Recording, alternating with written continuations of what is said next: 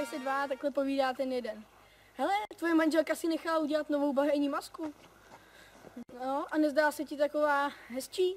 No, zdála, ale jenom ze začátku. Později to bahno začalo opadávat.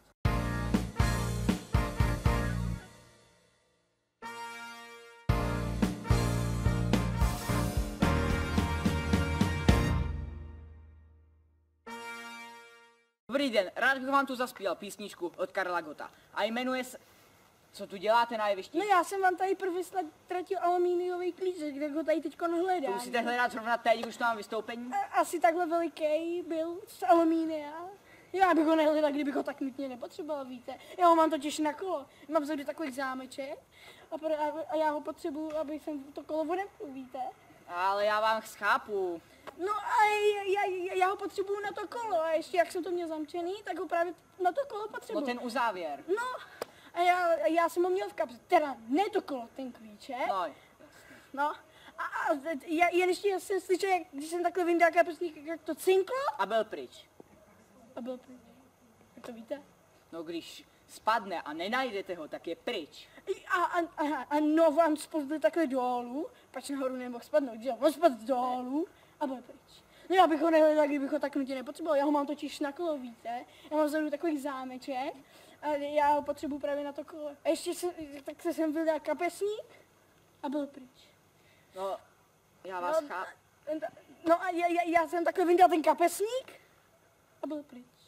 Víte, já ho nutně potřebuju, protože manželka vždycky, když přijdu domů pozdě, tak vždycky tak kroutí hlavou. Protože může kroutí hlavou. No jo, ale s mojí hlavou. No tak mi teda řekněte, kde jste ten klíček mohl ztratit. No tamhle, ještě než se sem vejde. Tam, u No a dveří. proč ho hledáte tady, když jste ho ztratil tamhle? Protože tam je tma, tam člověk nic nevidí.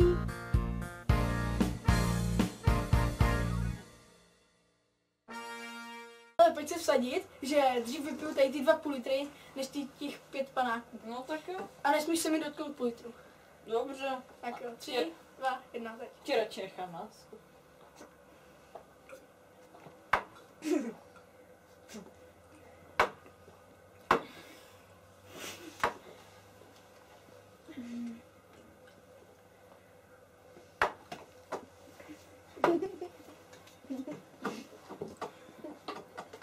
Co? Času dost, co? Já nikam nechvátám, co je? Na autobus. Aha. Tak co, prohrál jste to rychle, nebo mám to dopít? Máte pilu?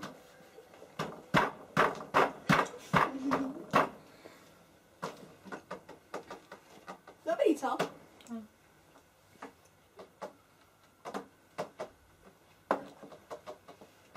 Tak se napijte.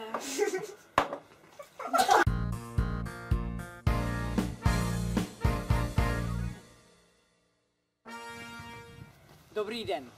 Dostali jsme se k normální části, jelikož tady pan školník odešel. To snad ne. To snad ne. Co vy tu děláte? Dobrý den, já se chci ještě taky přihlásit. Jakou chcete otázku? Třeba kdo napsal Traviata nebo něco podobného? Jo, tak ne, tak vy třeba vy řekněte, kdo napsal ty Traviata. kraviátra, no? Žádný kraví játra, Traviata. Aha, no, tak mi to řekněte.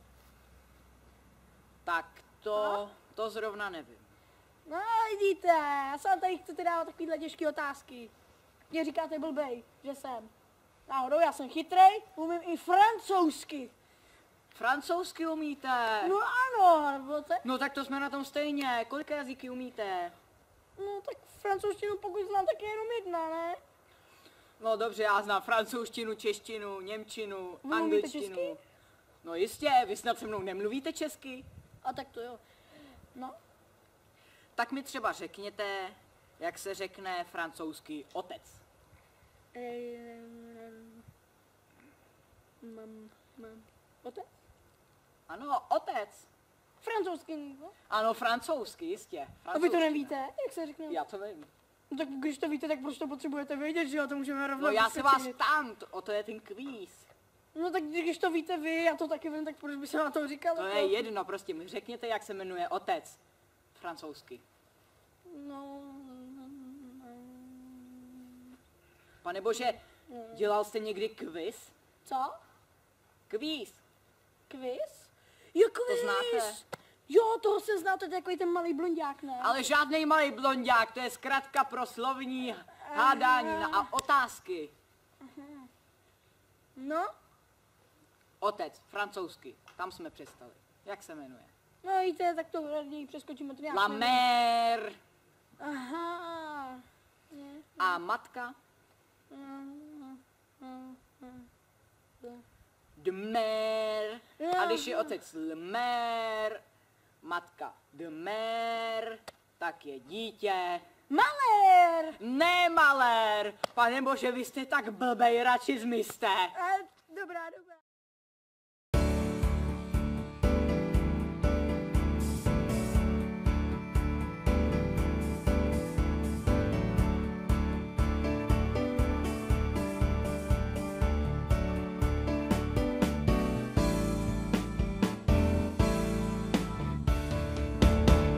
Se ještě vsadit, Jo. třeba ještě vyhraješ. Takže vlezeš pod stůl, já dám 3 rány do stolu a ty tam nevydržíš. Dobře. Tak jo. 1, 2 a 3 dám až po pozítří. Co? Co byste rád? Prosím vás. Co děláte? Co děláte? Ne, počkejte, ne, ježiš, co děláte, prosím vás, co děláte, pane bože, co děláte?